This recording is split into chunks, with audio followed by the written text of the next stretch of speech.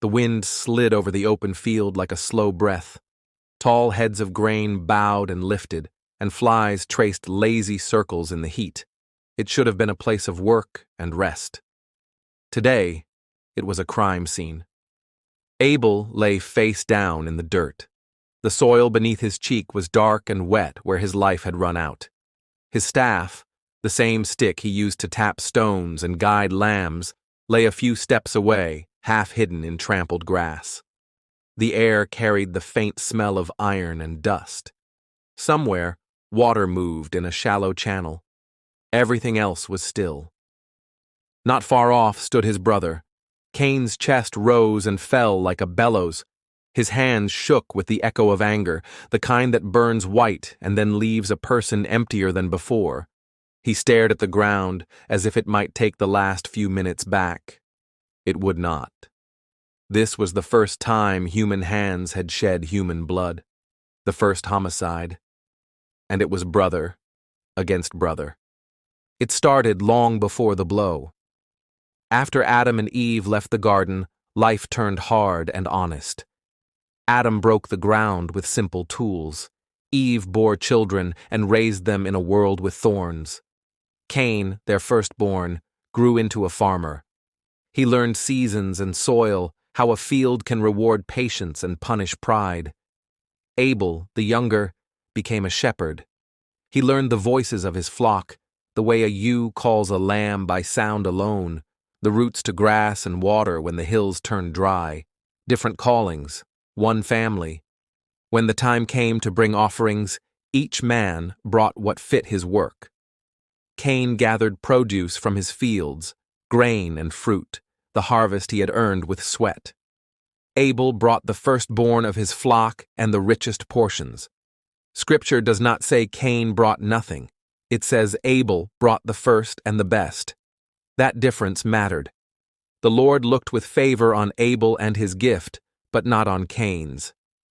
Pride flared. Envy moved in. Cain felt small, and he blamed the person closest to him. His face fell, and God spoke to him plainly. Why are you angry? Why is your face downcast? If you do what is right, will you not be accepted? But if you do not, sin is crouching at your door. It desires you, but you must rule over it.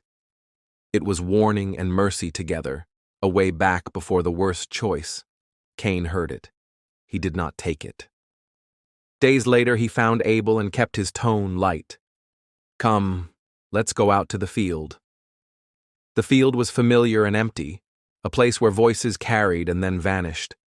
They walked. Maybe they talked about water or weather, the small things that keep work moving. Then Cain stopped. Anger did what anger does when it is fed and excused. The attack was sudden. Scripture is spare about the weapon. The intent is clear. Abel fell. The earth opened its mouth and took the blood.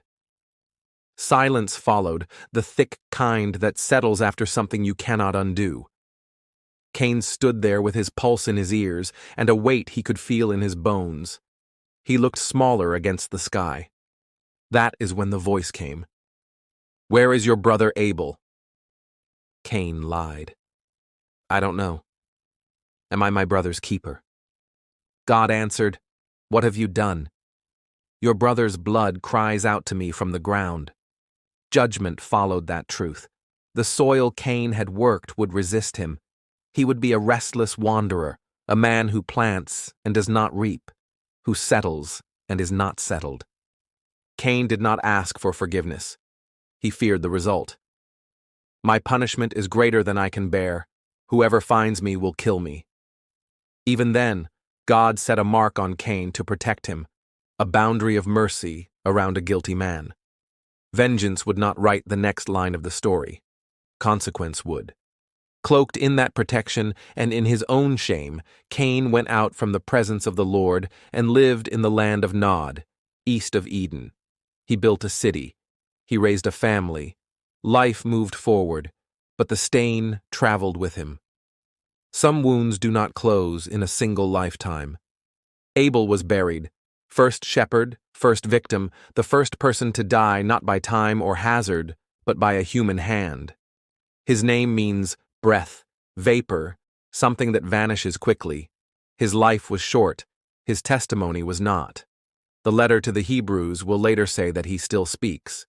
He speaks in the difference between some of the produce and the first and best. He speaks when a slight becomes a story we tell ourselves until we see an enemy where there is only a brother. What happened in that field shows the arc of a common crime. It begins in small places, a face fallen, a refusal to be corrected, a story that puts self at the center. Then comes the doorway, and what crouches behind it, desire that wants to own you. God told Cain the truth, you must rule over it.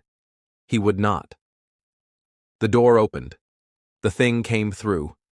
The aftermath changed more than one man. Adam and Eve stood over a grave they never expected to dig. Their firstborn lived under judgment. Their second was gone. Families after them would know the same shape. A chair left empty, a parent who walks slower after, a name that makes a room fall quiet. The world had learned a word it had not needed before: murder. There is another truth here. Mercy does not erase justice, and justice without mercy only multiplies loss. The mark on Cain is both scandal and safeguard. A guilty man allowed to live becomes a sign. Life is God's to give and to take. Rage does not get the last act. The ground keeps its testimony. God hears. Cain's question, "Am I my brother's keeper?" still hangs in the air. The answer in the story is not written as a law line, but as a consequence. Refuse the duty, and you will meet its cost in 100 smaller ways. In the fields that won't respond, in the towns that don't feel like home, in a face you avoid in your own memory.